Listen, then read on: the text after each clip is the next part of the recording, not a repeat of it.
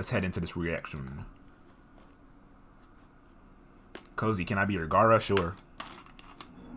If Blast Power approved, you can be part of the Ombu. But let's get into this reaction, though. Appreciate the bits.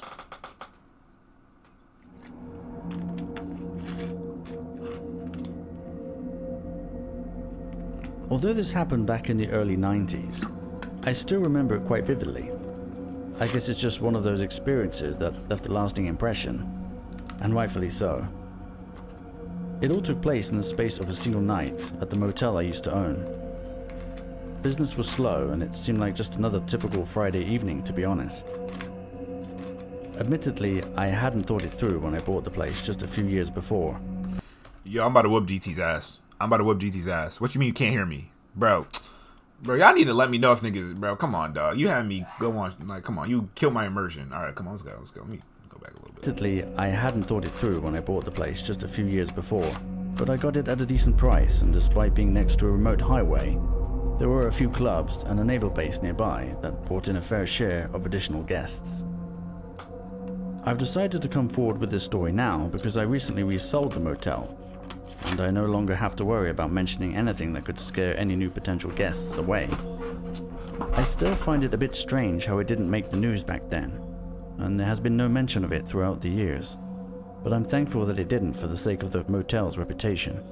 I guess the authorities did a good job of keeping the whole thing quiet for whatever reason. It all started with a visit from one of the guests in room 203. I don't remember her name, but she seemed strangely familiar, and I was pretty sure she had stayed at the motel before. She complained about not having any running water in her room. I apologized for the inconvenience and told her that I would send someone to take a look and that he would be there shortly. Okay. This brings us to the guy that was staying in room that was now 209. His name was Joe, and although he had a few run-ins with the law in the past, mostly for contraband and things like that, I recognized his talent for fixing things. So I offered to let him stay at the motel free of charge and offer a couple of meals a day in exchange for maintaining the place and to keep things running smoothly. Okay. The arrangement worked out pretty well for the both of us, and I could always count on him to get the job done quickly. So I headed on over to his room to let him know about the issue with the running water. I would usually call him on his phone, but I wanted to express how urgent it was since I didn't want to keep the guest waiting and I wanted to make sure he got the message. Nigga, we have telephones for a reason. Por favor, mi amigo, telefon. Bro, hit him up on his jack. Text him, call him. I don't care how urgent it is. You can show urgency with exclamation points and emojis. All right? Don't be going to his room. You don't know what he be getting down to. Everything would have been fine. Up to this point, I'm thinking everything would have been avoided. It would have been fine if you just sent a text message. If you can avoid meeting somebody face to face, please shoot a text. Let me give y'all a little. Let me give y'all a little life lesson. Let me give y'all a little life lesson real quick. If somebody wants to text you back, they will. Simple as that. As I approached the far end of the motel, I almost knocked on the wrong door since the room that used to be 209 had been restricted to staff only for reasons that I'll get into a little later. It was at that moment I experienced a weird sense of deja vu, and that's when I remembered the girl from room 203. Samantha, her name was. She had stayed at the motel before, in the room directly below. It was kind of surprising to see her back at the motel after what happened, but I guess it made sense why she specifically asked for a room at the other side of the motel, and most notably on the second floor. I glanced over towards Joe's room, and the first thing I noticed was that the TV was on, but the lights were out. This was a bit unusual because he would usually leave the lights on when he was watching TV. Granted, it was a minor detail, but it's the kind of thing you pick up on after you've known someone for a while. I knocked on the door repeatedly, but there was no answer. Did somebody knock on the room door? No? Bro, that knock was hella, bro. That just made my heart drop down to my ass. Bro, that was the most realistic door knock ever. Bro, what in the world? Hell no. I felt frustrated, but at the Yo, stop, bro. Bro, come on. It sounded like somebody knocking in my ear, bro. That is the doorknob effect. It sounds like someone's knocking on the door.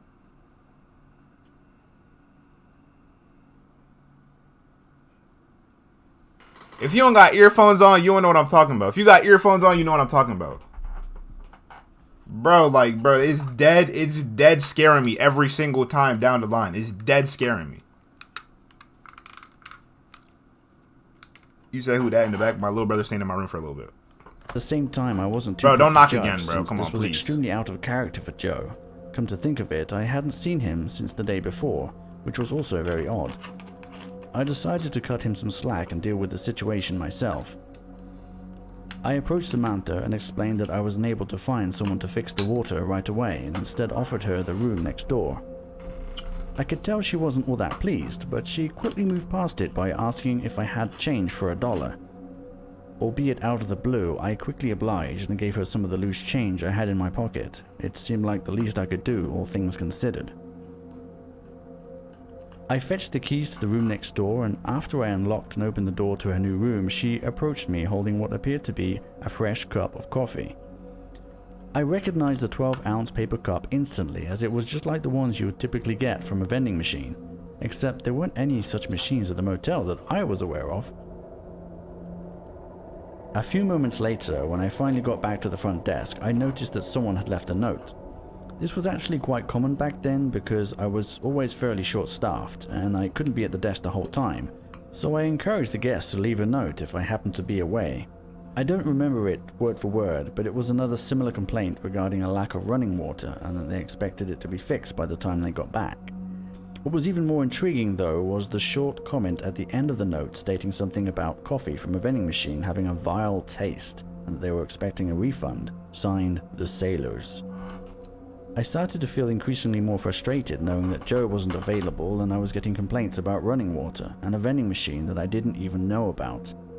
What I did know, however, is that I was in for a long night and that I needed to fix the issue with the water before the Sailors got back, and if you're wondering who the Sailors are, it's kind of a nickname for a group of guys who would usually book between 3 to 4 rooms before heading out to one of the nearby clubs.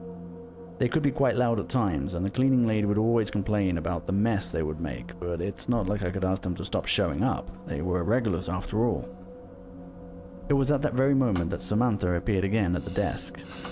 She don't got no back. Initial assumption was that she was there to complain about the coffee as well, but instead she mentioned that the new room that I had provided her with also had no running water. I apologized again and explained that it was more serious than I had originally thought, which was preceded with an awkward silence. I felt compelled to say something, so I decided to ask her about the coffee. She smiled, probably thought I was being a jerk for changing the subject, and told me it was actually one of the best coffees that she had tasted in a while. We both kind of laughed it off, and I told her that I would make it my top priority to fix the water issue right away. I actually thought she might check out and demand her money back at that point, not that I could blame her, but fortunately she said okay, and headed back to her room. And I remember thinking that maybe the coffee vending machine wasn't such a bad idea, after all. But where it come from? The issues facing the motel weren't going to fix themselves, no matter how good the coffee was, so I decided to head back to Joe's room to find out what was up. It was at the foot of the stairs that led to his room that I saw something in the corner of my eye. I knew the motel like the back of my hand, so I was always quick to notice when something was out of... Oh!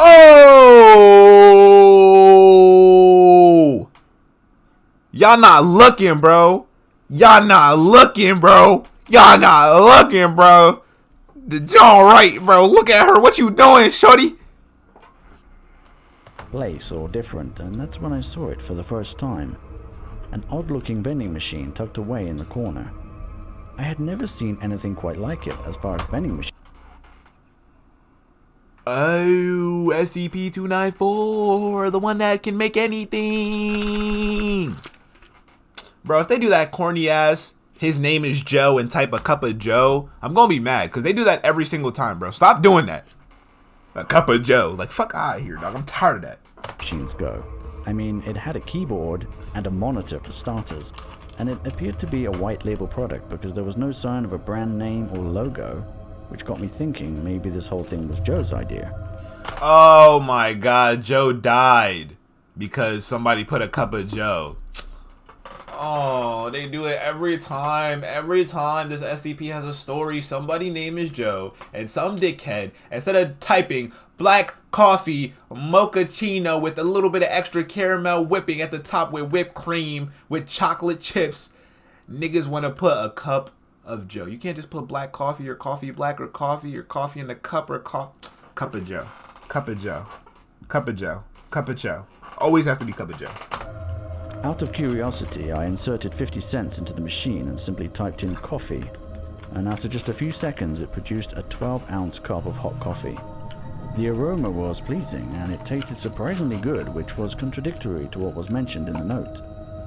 At that point, I strongly suspected that Joe had fallen asleep in front of the TV, and what better way to wake him up than with a fresh... So if y'all don't be watching SCP videos, I know some of y'all don't know what SCPs are, bro. You got to get in tune with the SCP community, bro. We be doing a lot of SCPs around here. You know what I'm saying? We be doing SCP journey. We be watching a lot of SCP related stuff. SCP secure, contain, protect. It's a foundation of a bunch of anomalies that are unprecedented to this universe, to this time, to Earth in general. And they're a bunch of special creatures that a company called the SCP Foundation tries to contain and hold in cells.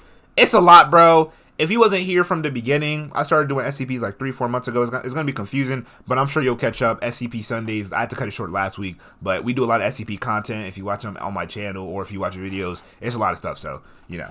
Cup of Joe, I thought. So I went back up the stairs and approached his room. I banged on the door considerably louder this time. Oh my fucking, every time, bro. It's so realistic. It's so realistic, bro. It's so realistic.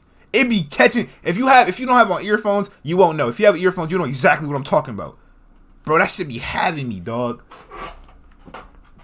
Bro, like, come on, dog. I wasn't prepared. You said this nigga said Joe tastes good. He probably did. This time in the hope that I would wake him up. But I still didn't get any response, so I slowly turned the door handle. Yo, Durder. I'm gonna just call you Durder because that's the first two names. Yo, Durder, thank you so much for the $10 donation last stream. I didn't realize it. I didn't peep it at all.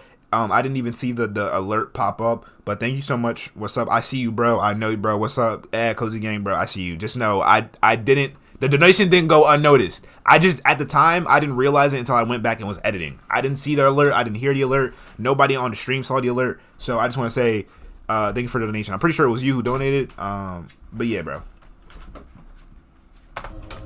It was quite common for Joe to leave his door unlocked, so I wasn't surprised to see the door unlatch and open slightly.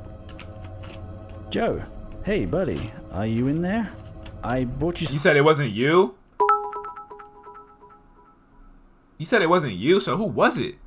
It was somebody. All right, let's keep going. My fault. I'm like wasting. I'm like de-immersing you guys. I don't know who. It was somebody who donated, bro. Like, I feel bad, but he probably never gonna come back to the stream again because I didn't recognize the donation. But let's keep going. Some coffee. My optimism was hastily met with an eerie silence and an uncanny feeling that something wasn't right. And I will never forget what I witnessed moments later as I slowly pushed the door open wider.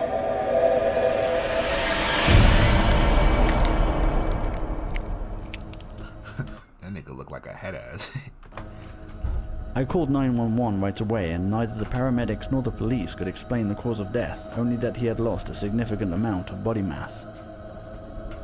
Just when I thought the night couldn't get any stranger, the mysterious coffee vending machine vanished without a trace. The only good news was that the running water at the motel suddenly returned to normal, and I didn't receive any further complaints from any of the guests. It's hard to believe that after just a short time owning the motel, there had already been 2 deaths, and although the previous one was of apparent natural causes, it too entailed a string of unexplained occurrences that led to the exclusion of room 209 and the room below it. But that's another story for another time.